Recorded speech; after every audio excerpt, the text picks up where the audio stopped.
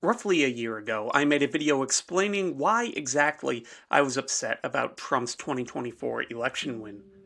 I laid out my issues with his platform, if you can really call it that. I don't think he had a platform, more so I think he had the ideas of a platform. In that video, I also made some predictions about what I thought his presidency would look like, and the comments were frisky. I was lambasted for many reasons, but the most common one was that I, and Democrats in general, were out of touch. So here we are, 1 year on, and I've been curious how out of touch I was.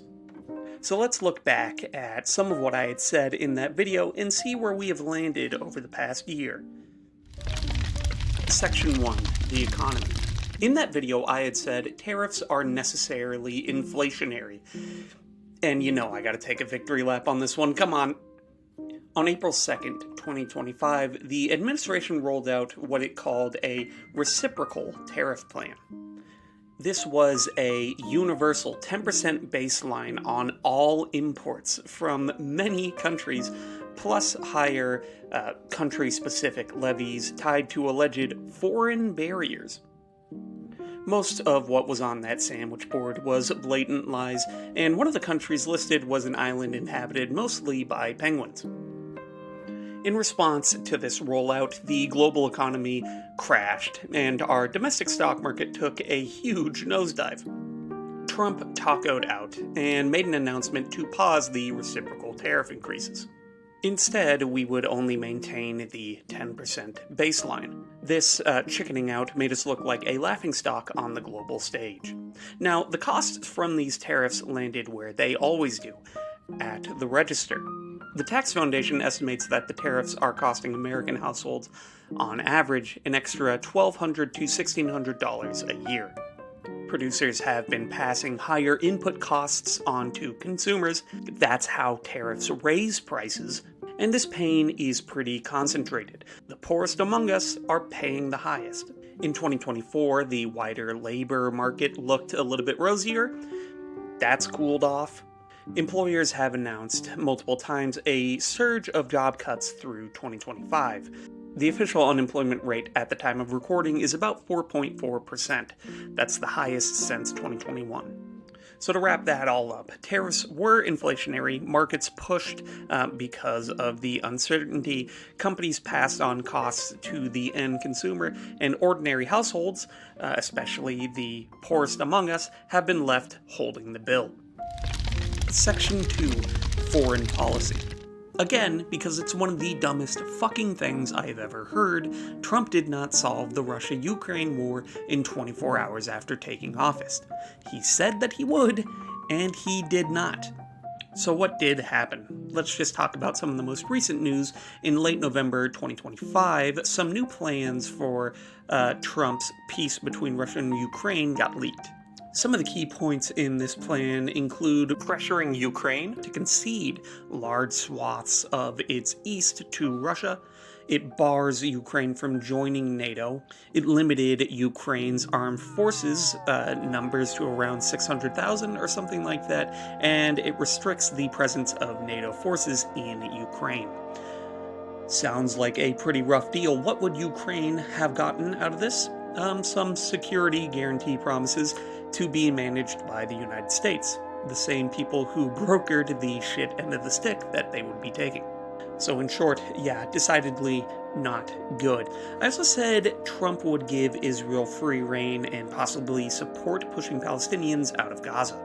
In February 2025, Trump literally proposed that the US take over Gaza. He proposed that we relocate 2 million Palestinians and create the, quote, Riviera of the Middle East. Israel now controls about 58% of Gaza. There was a peace treaty that was negotiated in recent months, but it did not hold. Hostilities and bombings breaking out not long after the signing. Situations like these two ruin our reputation in the global political landscape. Even worse than it already is. Section 3, Deportations.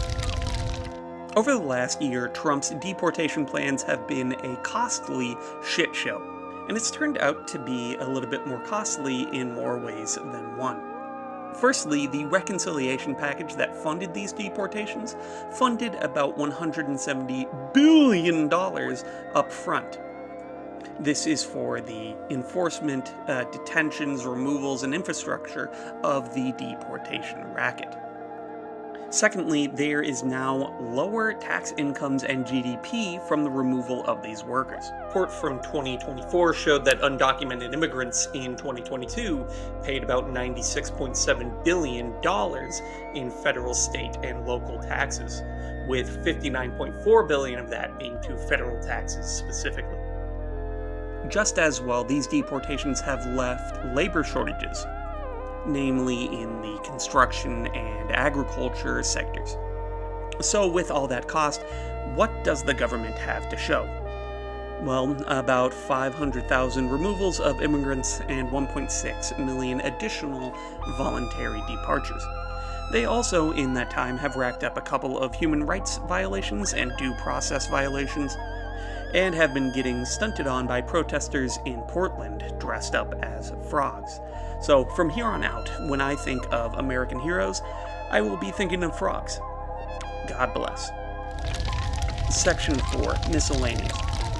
Here's just a couple of things I wanted to mention here because I actually want to get this video made, but just consider these some highlights from the last year of presidency. Trump has been heavily implicated in Jeffrey Epstein's emails and possibly gave a blowy to a former sitting president. Or a horse. What a sentence. Trump said that Democrat lawmakers should be hanged for treason after some pretty tame remarks. Now, if that had happened in 2023 under Biden, America would have been flooded under Republican rage tears. Hell, let's just tack on here the fact that Trump seems to want to be committing war against America, or just American cities that don't really align with his views. Since January, Trump's approval rating has tanked. Now, in November, it's showing a low of 36%, with a precipitous drop among independents. Remember when Elon Musk did back-to-back Nazi salutes at the inauguration? Because he's either, a Nazi, or he's too fucking stupid to recognize what this gesture looks like? Pepperidge Farm remembers? And that'll wrap it up. Look, we're only about a year into this thing, 1/4 of the way through the presidency, and it's already been quite a fiasco. But it does give me plenty of things to talk about. So, if you're interested in seeing more videos like this, or hearing more of my nasally voice, go ahead and consider clicking subscribe.